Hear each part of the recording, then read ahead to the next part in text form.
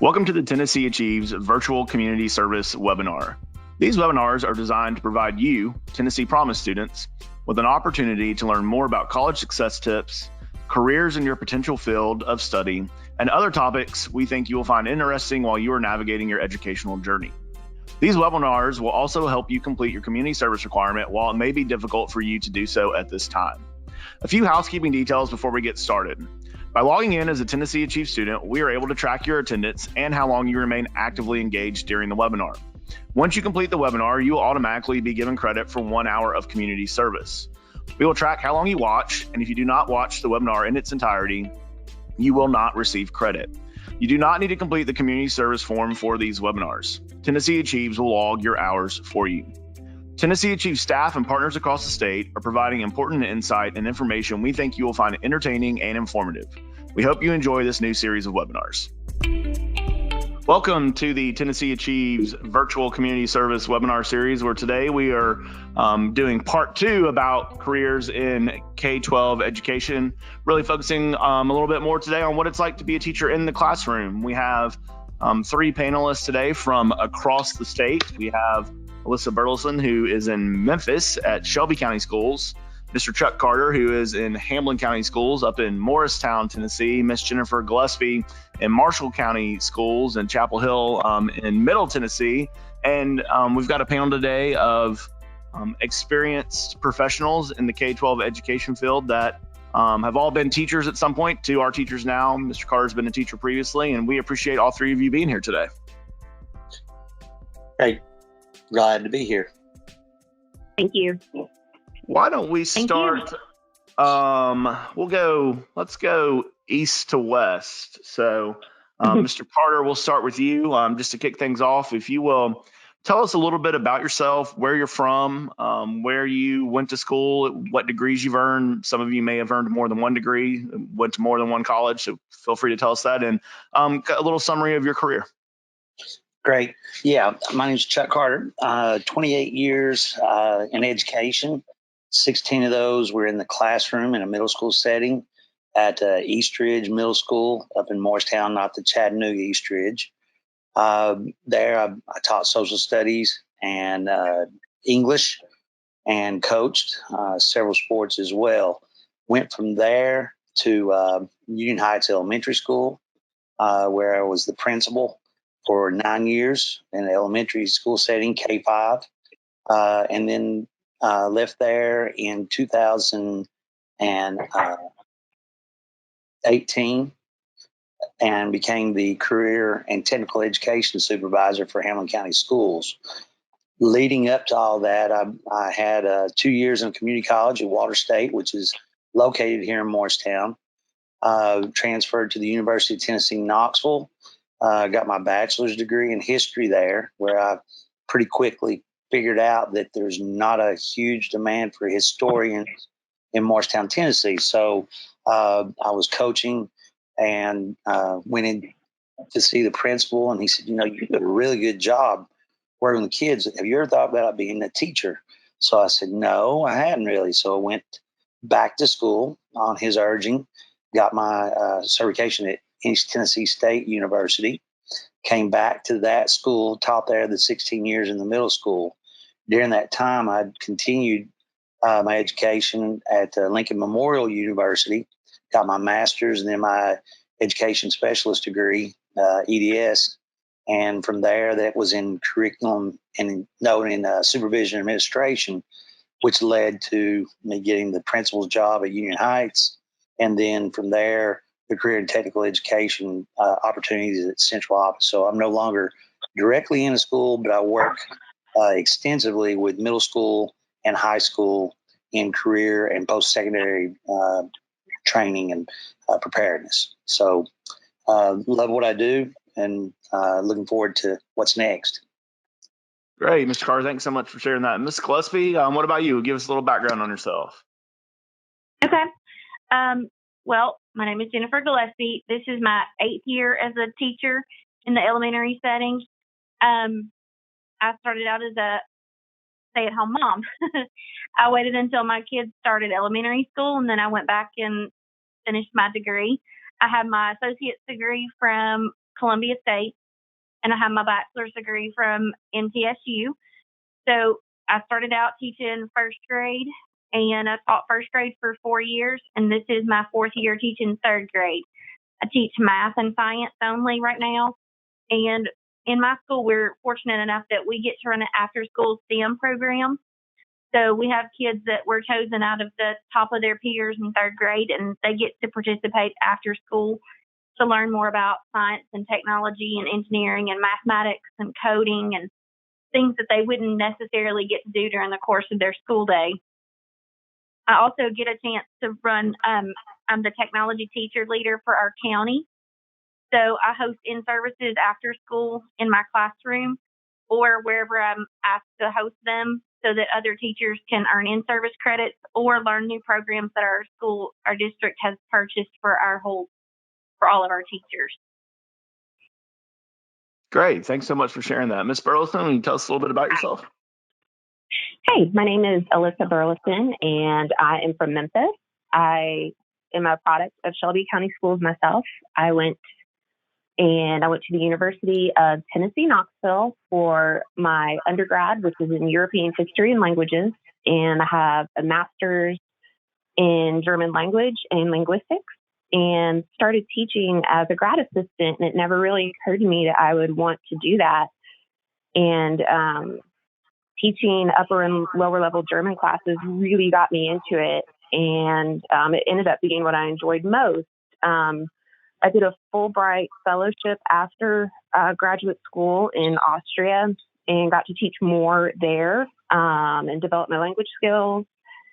I'm in my 8th year at Kingsbury High School. I also taught at White Station Middle School. Kingsbury High School is one of the most diverse high schools in the state of Tennessee. We have almost, 30 languages represented and even more home countries. And teaching German sounds almost random. It's not a very commonly taught subject, but I feel like every child has the right and the ability to learn any language they want, any art they want, any subject. And it's been an amazingly fulfilling job. Great. Thanks so much for sharing. Ms. Gillespie, we'll start with you as we kind of dive in here to some of our questions around what is it really like to be a teacher and what is it really like to have a career in education. I think we all have had a classroom experience, right? We've all graduated from high school now. Everyone on the panel has gone to college. So we kind of know what it's like for a teacher to stand up in front of a classroom every day. But what goes into that? What is happening behind the scenes that we're not seeing? What does the rest of your day look like? The rest of our days they're busy from start to finish. I don't know about you two, but I know we start our morning really early, and there's always the attendance and things like that. But behind that, there's always a lot of preparation. And on my side of things, teaching science to students, there's a lot of trying to figure out exactly what's going to meet the age limit of my kids. So there are lots of science materials out there, but not all of it's age appropriate for my age of kids. Does that make sense? Mm-hmm. Yeah, absolutely. There's always a preparation of getting the lesson plan together, but also just factoring in ahead of time how my students are going to interact with that science lesson, because I have some that come with a preconceived notion that science isn't fun or science isn't easy or science just isn't for them. So therefore they don't want to do it when they come to me even. So I can only imagine how high school chemistry teachers are by the time they get to them. If they don't want to do it in third grade, they're really not going to want to do it when they get to high school. So we try to make it fun and interactive so that they can build that basis of something they think they're not going to appreciate and understand. We try to make sure that they can engage in it and really enjoy it from an early level. And the earlier, the better. If they have fun and they really enjoy it, then they're going to enjoy science from there on out. Yeah, I think that's really interesting. Ms. Burleson, what about you? What goes on during your day outside of standing in front of a classroom? Well, just like Jennifer said, we start really early. I'm at school by 6:45, And, that's not always easy. Sometimes it's dark when you get to school. But there's, an element of excitement for me every day when the doors open, just to see the kids and see how they're doing. As far as preparation, when you're first starting out as a teacher, you can't really wing it. You have to put so much thought into your lessons. I think as the years go by, you have lessons that maybe you depend on, but that doesn't mean that, like Jennifer said, you have to gauge what each child, what each group, it's always changing. And I think everyone knows that our days don't end at 2:15. A lot of people say, oh, it must be so nice that you get off that early. And it is sometimes, but that doesn't mean that the work stops. And, there's grading, there's coaching, there's sponsoring clubs. But for me, a lot of it is kind of emotional work. Like, I worry about the different situations that my kids are in, and I try to support them any way I can. But none of this feels like a burden or too much. I feel grateful to be able to do it. That's great. Thanks so much for providing us with a little insight into your day. Mr. Carter, what about you? What are some of the things happening behind the scenes that maybe students don't see? And I know you have even a different perspective in central office. Yeah, I was going to kind of build off of what was just said there. A lot of students probably don't understand how much professional development is required for teachers.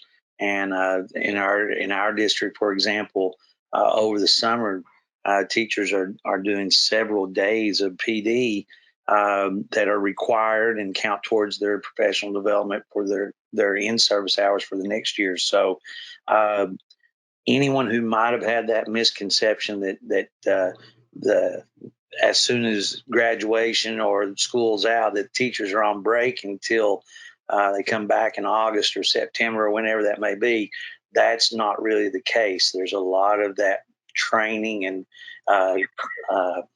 mastering your craft, I guess, and expanding your knowledge base. So it doesn't end just because you graduate school. And I like to say being a lifelong learner is probably one of the best attributes of becoming an educator, is understanding that is an ongoing process. Yeah, that's something we've heard in recording a lot of these webinars across all the fields, is that having that attitude to continuously learn and continuously improve and become better is really important, no matter, I think, what field it is that you go into. But certainly as, so much is changing every day in terms of technology and math and science and all of those things. I think it's a really important issue there. Ms. Burleson, I'm going to go to you next. I've heard you talk a little bit about being flexible as a teacher. Why is that such an important quality if you're going to be spending your career in a classroom? And what kind of roles do you feel as a teacher that maybe we don't know about? Oh, my goodness. I think I'm trying to think how many students I have on a regular day. We have, 6 periods, and I average about 30 students. So if you walk in and think that you know how 100+ students are going to behave and react to anything, then, you're kind of kidding yourself. You have to answer their questions that you may not anticipate. You have to account for maybe their mental health that day.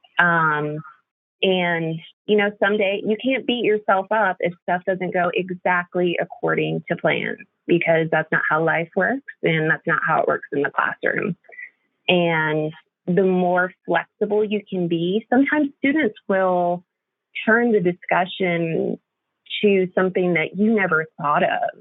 And the more that you listen to them sometimes, the broader and more in-depth learning can really take place. As far as roles, sometimes it comes into like a maternal role. I do, like I said, I am in a lower income school, and our students do face a variety of challenges. A lot of our students are learning English. A lot of our students are brand new to the country. So a lot of times we're worried kind of about just their basic needs. If those are being met, it's hard to learn if your basic needs aren't being met. So that is something that when I thought of teaching, I thought, as a teenager, I'm like, okay, I do lesson plans, I stand up, give them, go home, grade papers. It's not that simple. And truly, it's actually a part of the job that I enjoy is caring about them as whole people and not just people receiving information, if that makes sense. Yeah, I think one of the things you just touched on about being flexible is all the different things that can go on throughout the day that maybe you didn't plan for. One of the things that we've heard from several of our panelists on different webinars, Dan Caldwell in our In-Demand Careers talked about how in your first job, you're probably going to be doing more problem solving than anything. I can imagine all the different things that can go on during the course of a day inside of a school. Do you think that's a really important skill? And how do you develop those skills? Oh, absolutely. I mean, you can have a lesson planned on technology, and that day technology just isn't working. Your school's internet could be out. So you have to, think fast, and thinking fast and being adaptable and being okay with that, and not freaking out. I can't think of, every single profession or just being a person in general, especially in this time. It's invaluable. And I hope that if students can see me doing that, then maybe they can learn some flexibility in their lives as well. Yeah, I think that's really important. That's something that we always are talking about with our staff is that ability to think outside the box, to be flexible, to be able to adapt. And Mr. Carter, I'm going to go to you next. You have moved into a role in career and technical education in Hamilton County Schools. What is it like teaching those programs? How does that differ from teaching in maybe a traditional math or science or English classroom environment? That's a very good question. It's something that we are always striving to find the best candidates for those positions. But normally, a lot of the fields are not your typical 4-year degree type positions. So students who might have an interest in going into a career and technical education program to be an educator in those fields, your past experience could be a gateway to a job in those fields. In a lot of those programs or those pathways, your years of experience can actually qualify you to teach. You would have to do some additional work in the classroom at a post-secondary institution, but some really good opportunities, some very technical fields, and a lot of, I don't want to just say hands-on, but in our programs, we do like to think that there's more opportunities to apply what you've learned in the other general academic courses into what you're teaching, the math, the English, all of those science skills going into health science. If you're interested in going to nursing, those fields are in high demand. All of our programs align really well with both Walters State Community College or any community college in the state, and also with our technical colleges at Tennessee College of Applied Technologies, which we're very fortunate to have both of those in Morristown. So the big thing about going into career and technical education is it's not going to look exactly like it does in the classroom. It gives you a great opportunity to collaborate and work cohesively with those teachers. We've had upper level math teachers and some of our engineering teachers or our machining teachers or any of our advanced manufacturing programs. They get together and they start talking like, well, golly, I teach this in my class. Oh, I didn't even know you went over that. And so they start collaborating. They see, they're working together on lessons that they can piggyback off each other. So career and technical education is a great great opportunity. Definitely something that a lot of people should consider as they're making their decision about what they want to teach when they're going to school. Yeah, thanks so much for that feedback. It's certainly a career field that a lot of our students are interested in pursuing, and a lot of our students are going into those technical kind of roles and going to the TCATs. And I know that it's very important to stay ahead of the curve in terms of all the changing technology that's going on around there today. Absolutely. Ms. Gillespie, you work as an elementary school teacher. What are some of your favorite parts about your role, and what are some of the challenges you encounter as an elementary school teacher?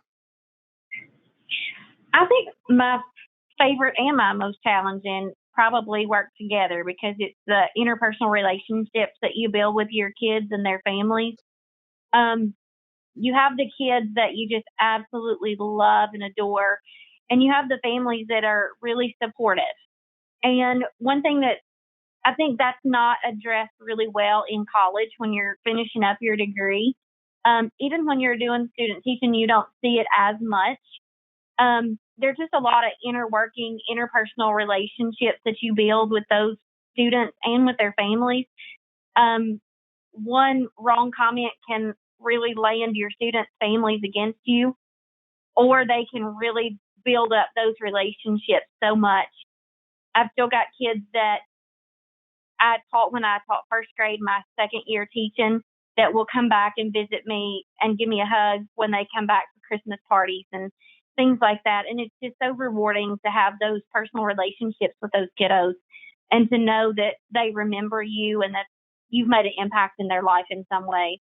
And right now, with everything in this world, you have a lot more kids that are facing different things than maybe we did growing up, or that my kids are dealing with in our house, So we've got a lot more different demographic maybe, but just challenges that my students are facing, like parents incarcerated and things like that. And every school sees it, but you don't really think about it until those are your kids, until they're in your classroom and that happens to them in the middle of all of it. And then how do you deal with that? Because you can be their number one advocate when that happens and be there with them to face all that. So I think that some of the most important work that we do as teachers that's really behind the scenes, that you don't get taught that in school. That's not something that's part of the curriculum as you go through. Yeah, absolutely. I guess maybe to elaborate on that a little bit, for our students that are thinking about becoming teachers and looking at entering the job market here, some of them as soon as maybe in the next 6 weeks or so, as they're graduating from college. What's a challenge or maybe a mistake you think that new or young educators make, and what can students be doing now to prepare not to make those same mistakes? Well, I know my first year, I thought I absolutely had to be teaching the exact grade that I wanted to teach. And for me, I've always wanted to teach third grade. I've always wanted to teach math and science and things like that. And I was older and I was more flexible. So I taught first grade for 4 years and waited on the position to come open. However, I've got several friends that are new teachers, that are young teachers, and they held out and waited on the exact grade level that they wanted to teach. And for some of them, that meant waiting another whole year to get a job. And especially even if it's the job in the exact school, teaching the exact same thing that you want to teach, sometimes that's just not feasible. And in the job market like we have right now, you kind of have to be really flexible to take whatever job you can come across, and then wait for the job that you really want to come open. Yeah, I think that's really good advice, especially as kind of entered some very uncertain economic times right now, that now may not be the time you get to hold out for that perfect job. You have to take what's available and kind of work your way into the grade that you would like. Ms. Burleson, I'll kind of go to you next. I'm sorry? I'm sorry. You may find that you absolutely love that job. I found that I absolutely adored my first graders, and it was something that it was really kind of heartbreaking to leave when I decided I was ready to make that move. So just because it's what you think you want right now, you may want to just go ahead and try something new. And see if you like it, and then you might want to stay there for a while. Yeah, I think that's really good advice. I've got a really close friend of mine that is currently a fifth grade teacher, but she bounced around from third grade and sixth grade before landing in fifth grade. And it's where she has seemed to really, it's one of her favorites, but it took her a while to figure that out. I think that's really good advice. Ms. Burleson, I'll kind of move over to you on the high school side of things. What are some challenges or maybe mistakes that you see new teachers make, and what can students be doing to kind of avoid those now? Sure. I want to build upon what Ms. Gillespie said as far as holding out for what you think is the perfect position.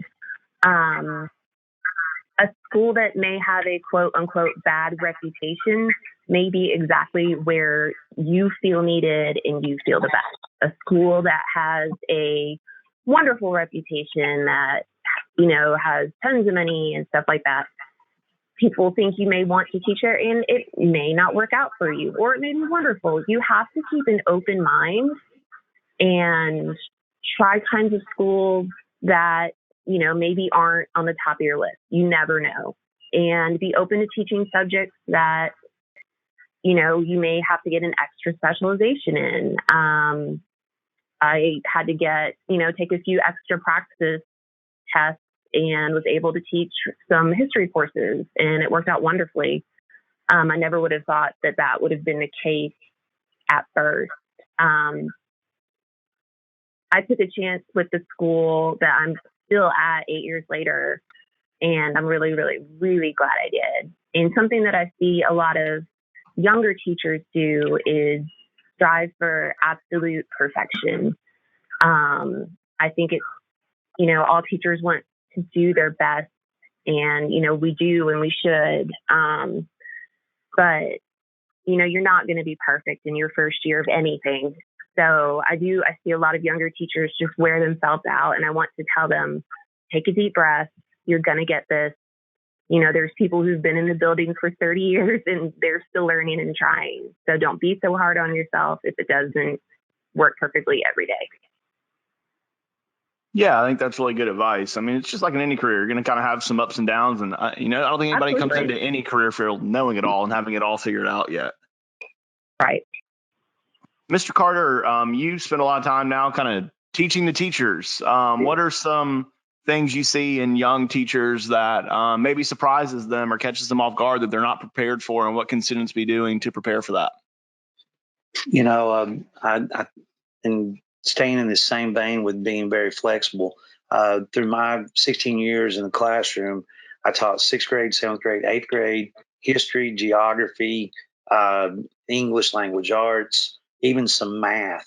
So I think anyone who goes into this profession thinking, this is I'm only going to teach this one grade and this one subject. That's a kind of a that's kind of penciling you in or boxing you into something I don't think they want to do. Moving into my years as an administrator in an elementary school, had this fantastic teacher that I'd hired, and she was a first grade teacher, and she taught there for 3 years. And I finally went to her because I was going to have a position open in third grade.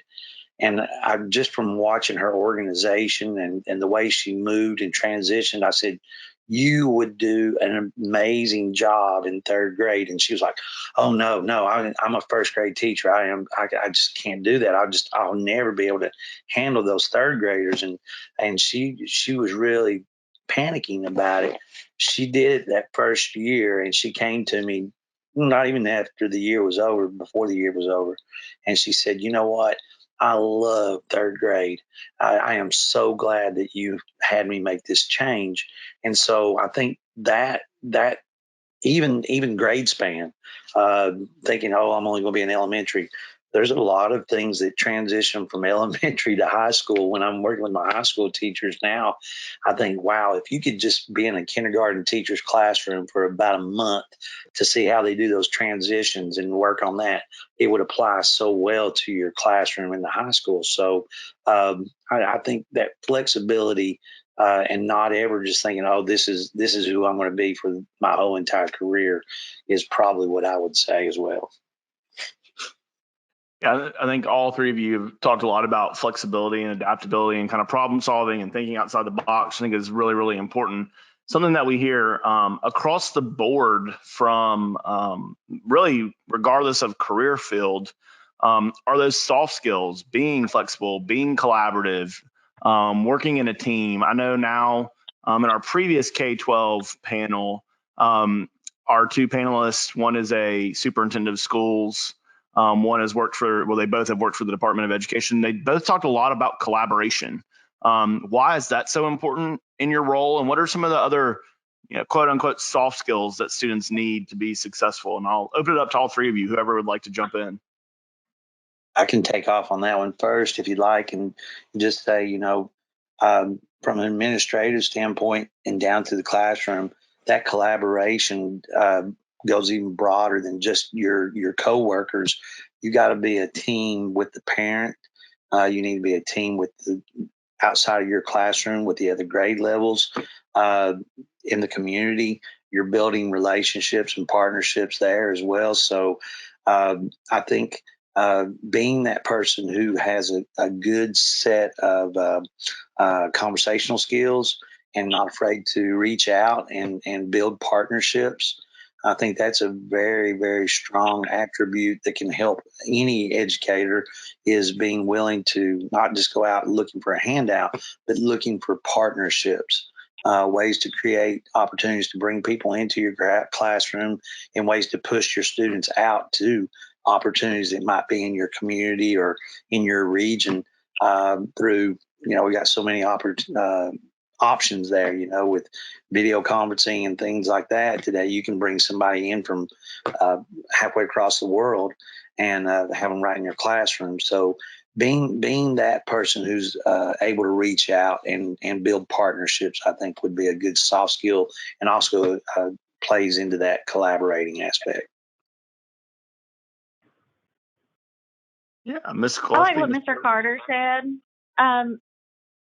We do in our school. We have our weekly PLC meetings, but before the school year ever gets started, we try to go and talk to the fourth grade teachers to see what skills they might have struggled with a little bit more that we could help them build up.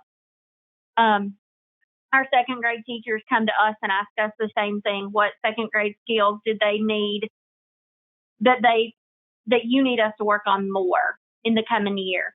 So our county does a really good job of really working together collaboratively to make sure that if there's an area of weakness that we identify it from grade level to grade level so that nothing kind of falls through the cracks. So I like that our teachers all kind of work together, and our kids see that. They see us talking to the other teachers and they know that we get along well. So I think it just fosters that whole relational part of their day. They can see us in a good mood and working with other teachers, and it just makes the classroom environment different.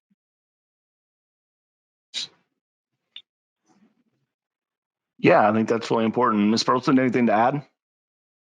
Yeah, I try to stay in contact with as many of the professors that I've either went to school with or who ended up in my academic area at local colleges and even colleges just around the country to see, what do they expect of students coming in? What do they like to see? What are some skills that they need? And, what are the soft skills that they're really looking for? And so it helps me to be able to go back in the high school classroom and say, all right, my friend who is a professor at Rhodes University wants you to be able to do this on your own and to express this idea, and it helps them have tangible goals.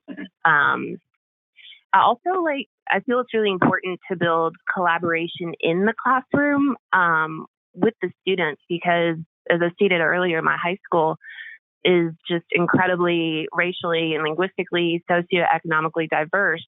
So, I have a class maybe full of kids, speaking 5 different languages. And so I try to make it a point every day to get everybody working together to demonstrate, our similarities more than our differences, but also to let those differences that the students do have, we can learn from those too. So we learn from other cultures, other way, I want the students to feel comfortable with each other. And I think if you're a teacher, you need to almost be a diplomat. You have to build these bridges inside the classroom so that students can really have a full experience. Yeah, I think all of that is really good advice. And it's always good to be able to extend your horizons, work with different populations, and to be able to work across the team is really important. How do you think students get some of these skills? Soft skills are something that, you don't learn from a textbook. A lot of times it involves kind of getting out there and doing it. So for students that are thinking about becoming a teacher, what would you suggest that they're doing now to kind of get prepared? Well, we label those. We don't call them powers. We call them power skills now instead of soft skills because they're so powerful in helping you to get a job. So a lot of the things that we encourage our students to do are to get those early experiences, find ways to be involved, such as we have students who are working in our extended school program or after school program. We have students who, after they graduate, get on our substitute list and become substitute teachers. In the world we live in today, everyone just having an equal degree is not going to be the best way to approach getting a job. That experience factor is so powerful when you go to an interview or you begin a job because you've got those things to build off of those experiences. So if there's one power skill that I would say is get yourself out there, get involved, get part-time, volunteer, do whatever you can to be in front of students in different grade levels and find out what you need to work on, learn from those you're working with, and then use those to build your own portfolio of experience that can strengthen you as an individual. Yeah, that's really good advice. Anybody else have anything they'd like to add to that? I'd like to build upon what Mr. Carter said. I feel like if you identify students who have an interest in education, pull them in, let them observe you planning, send them out to other teachers and other school, if they get a chance to do after school tutoring, what he said about being on the substitute list. We've had some students do that and it works amazingly well. What I tell students who are interested in education is just to observe everything that their teachers do and maybe pick out what you think might work for you in the future. Take a note of that. Maybe look at some things that you don't think would work well for you. But just observing and soaking up all the knowledge you can is vital. And I want to add to that because I get a lot of students that come to observe while I'm teaching. So I would say if you're a student that's going through college right now and you really want to see what the day looks like, yes, watching the lesson that I'm teaching is a great thing, but hang around for when we have after school meetings or faculty meetings or things like that that are not part of my curriculum and things like that, but come at 6:45 when I'm getting ready for the day. Come and sit with me while we're getting lesson plans together. Come while my third grade math and science team prepares and pulls worksheets together and gets all of our curriculum set for the next week. Or come in the summer when we're really getting everything labeled and getting everything ready for the classroom. You can get a lot of insight as to what the school year is going to look like if you come August the 1st versus August the 21st. Things like that are very important that you don't think about when you're in the field, but it's something that if you're in school, and you may not even get any hours for it, but it would be vital information that you would want to see. I think that's great advice there, is those outside of the school day, because honestly, think about it. If you're a student, you've seen in the classroom the instruction going on, that's your window of what you know about school. So yeah, you need to see those times when nobody's there in the building, there's no students around, because that's when a lot of things are going on that you don't want to go into this profession and think, oh, it's 3 o'clock, I'm going home. That's not necessarily going to be the case at all. And we have students who actually, through our teaching as a profession program, who do work with our extended skill program. They do the tutoring that Ms. Gillespie was talking about, and those opportunities has one of two things are going to happen, and either one of them is fantastic. One, you're going to realize, yes, this is what I want to do. This is the career field that I want to really go into. I know that. Or two, which is just as valuable, you're going to say, oh gosh, I didn't know you had to do all this. I didn't know when a kid throws up over there in the cafeteria, I go clean it up sometimes. So yeah, the experience is going to really be valuable, whether you end up saying yes or no, this is not what I want to do. In terms of the football games and the sports and the dances and stuff like that, and Yes. you know, to me that's one of my most favorite parts about being a high school teacher, is just kind of being around the high school experience. And some adults don't like that. They would rather just, kind of go home and not do the extracurricular kind of stuff. But for me, that's what makes the experience so complete. It's what brings out the most fun in our whole educational profession. I mean, we get to teach, and I love being a teacher, and I love teaching the lessons, but getting to experience, like for the elementary side, we don't get to have all the dances and the fun things that the high schoolers do, but we have field days and we have fun days, and just go and do those kind of things with them, because those are the most fun days. Those are outside of their element, and they're outside of their normal sit in your chair. And even if we're interacting with something that day, they're still learning something. I like it when we get paid to do it. It's so much fun. It's just like the best of all of our worlds. Do any of you guys want to share maybe like a most rewarding moment in your careers?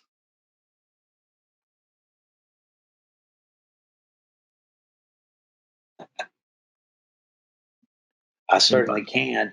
I think mine's going to come from the coaching aspect, which is a lot of people going into education say, I'm going to coach. Well, coaching in most sports, there is a supplement. The supplement is not why you coach. Let me file that disclaimer. The coaching supplement is just something to say thank you for the job you're doing. If you're going into coaching because you think you're going to make a lot of extra money on your pay, or some don't go into coaching for that. But through my coaching, probably one of the most rewarding things that has happened to me through this 28 years is running into a former student who was also maybe an athlete of mine, and now they're a parent and they have children, and they'll say, this was my coach, and he really taught me more about life than he did about wrestling or volleyball or whatever the sport was at the time. But to have someone tell their child that this is the reason mom or dad does what they do today is because of the impact this person had on my life, I don't think there's anything greater that can happen. And that happens without you thinking about it when you're doing it, because, that's been 15, 20 years ago in some cases. So I would have to say that's probably the most rewarding thing, is when you know that you paid it forward, but from somebody who instilled that in you, and then you've instilled it into somebody, and they're instilling it into their children. So that would be mine. Yeah, thanks for sharing that. Either of the other two like to share anything? I have, no, go ahead. Go ahead, Allison. You're good. Thank you. Alyssa, sorry. That's okay. I think, building upon what Mr. Carter said, when you see those students years later and they say things to you like, you made my day better, you were kind, you were hard on me, but it helped me. One of my favorite things to do is to shop in the neighborhood where I teach, and I see these kids 10 years later, and sometimes they have their own kids, and just, even if the hugs that you get, and you don't do it for that kind of, you don't do it for immediate, you don't teach for immediate appreciation. You're not going to have a lot of high school, or I'm assuming elementary school kids say to you, thank you so much for what you do every day. I don't think that kind of appreciation comes until later. And if you stick with teaching, I'm teaching families, like children as students, and it's amazing. It really is. And as far as academically, I've been able to get some, help students apply for scholarships to get them, to places they never thought they could go, to get them to colleges, to get them out of the country, even if that's what they desired. And just seeing that in action has been, worth every 5:30 a.m. wake up. Yeah, that's great. Sorry, Alyssa. No, I completely agree with both of y'all. It's those personal relationships. And I think my favorite memory of all was our water went out in our building a couple of years ago. And our intermediate school is a walkway away from our elementary school. So we were using their restrooms and facilities that day. And one of my students had moved away after first grade, and I just so happened to see him across the room, and I was like, you're back. And one of my other students wrapped his little arms around me. He said, see, she never forgets our names. And it just has stuck with me so hard that those kids know that I'm not going to forget them. And they still, every time I see that family or any of them, they are always so appreciative. They send me birthday cards still. And just little things that you don't think about, but they made a big difference to that family they were going through a time when I had the little boy, and it just made such a big difference to them. And it's just meant so much to me going forward after that. Well, thank you all for sharing that. And thank you guys for sharing so much today about your expertise in your career and your time in the classroom and all the things that you've done over the course of your careers. We like to end these by asking 3 questions, and I'm going to kind of wrap the first 2 questions into one. Ms. Burleson, we can start with you this time. We'll go west to east here to start off with these last 3 questions. But what is something you know now that you did not know while you were in college that you wish you knew? And then what would be your biggest piece of advice for students while they're in college? Oh, take college seriously. You're never going to have that time again where you have access to so much knowledge. And I think when you leave college, it's kind of shocking.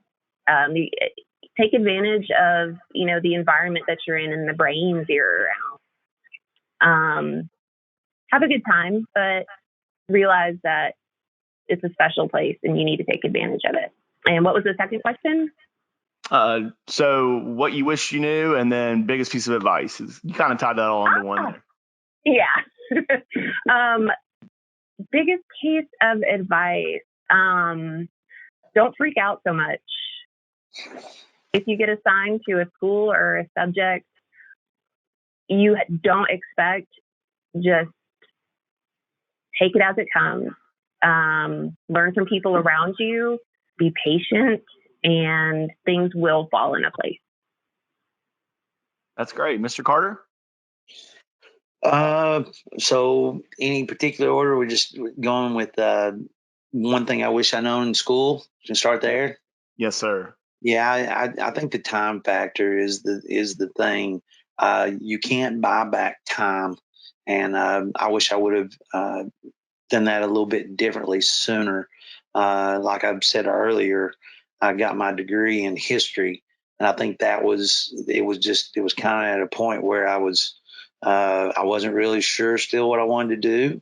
So I just had looked at my transcripts, my advisor, and had more history courses than anything else. And he said, this is probably your best option right now. So I think starting, if you're not 100% sure, starting at a junior college is definitely your best choice, because of getting all those core classes out of the way: English, math, science, social studies. All those are going to be the same regardless.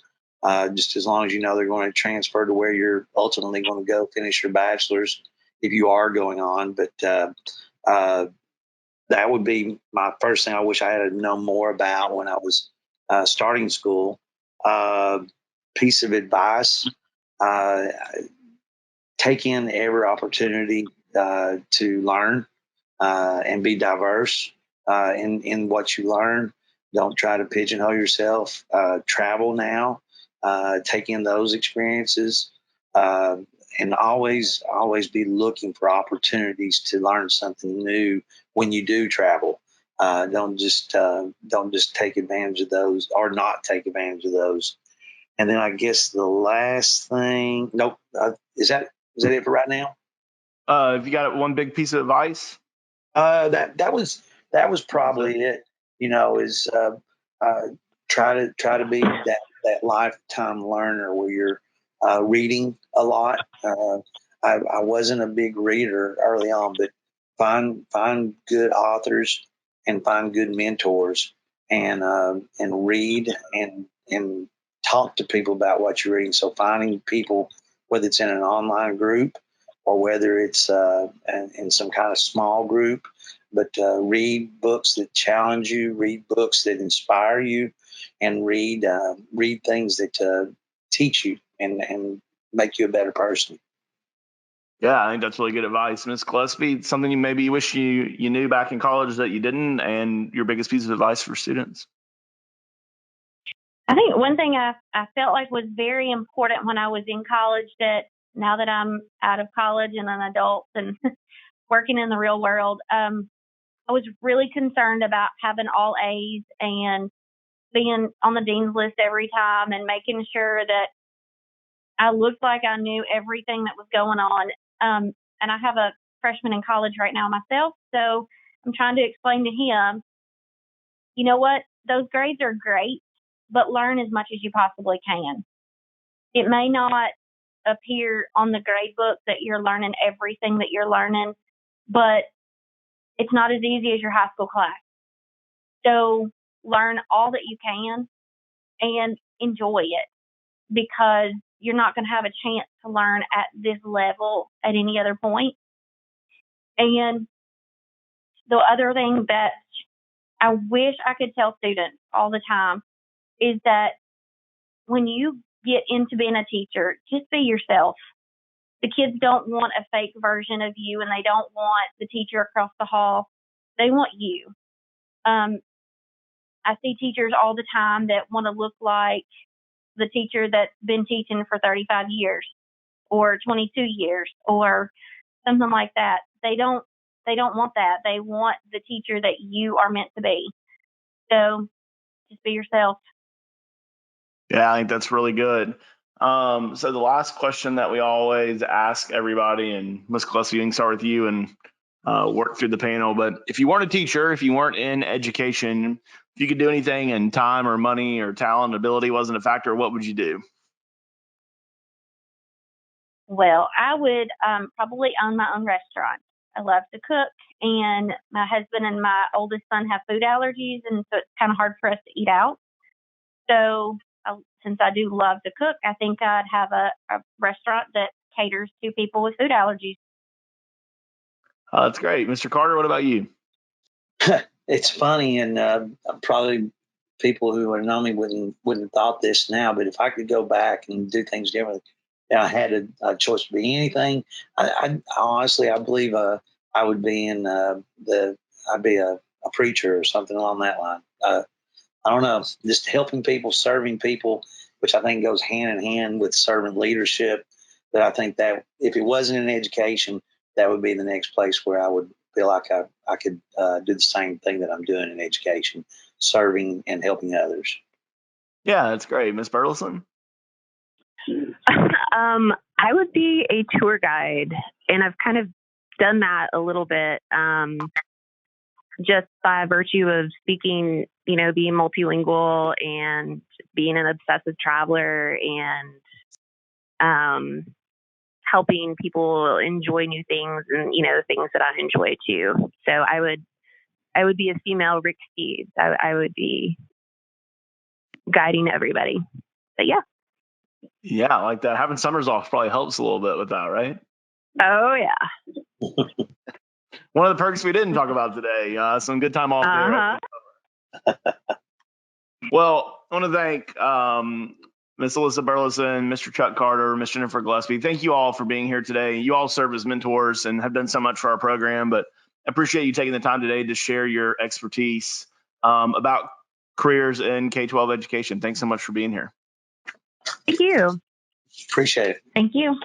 For our students and our audience listening in today, hang on for just one more second as you learn a little bit more information about how to make sure this counts towards your community service requirement. But we appreciate you listening in today, and we hope that you took something away from this. I think the perspective that these three panelists brought today was really interesting, talking about collaboration and teamwork and all those things that are going on behind the scenes that you may not know that your teachers are doing every day. So we appreciate them being here. We're glad that you listened in. Hope that you will continue to listen to more of our virtual community service webinars at www.tnAchieves.org. Thanks for tuning in, and we hope that you have a great day. Thank you for watching this installment of the Tennessee Achieves Virtual Community Service webinar. Your attendance will be automatically recorded, and your 1 hour of community service is being credited to you. Please click Submit on this screen to ensure that your attendance is recorded for you. For this community service opportunity, you will not need to complete the community service form. We hope you found this opportunity to be engaging and informative. Please watch more of this series by visiting www.tnachieves.org. We hope you have a great day. Thank you.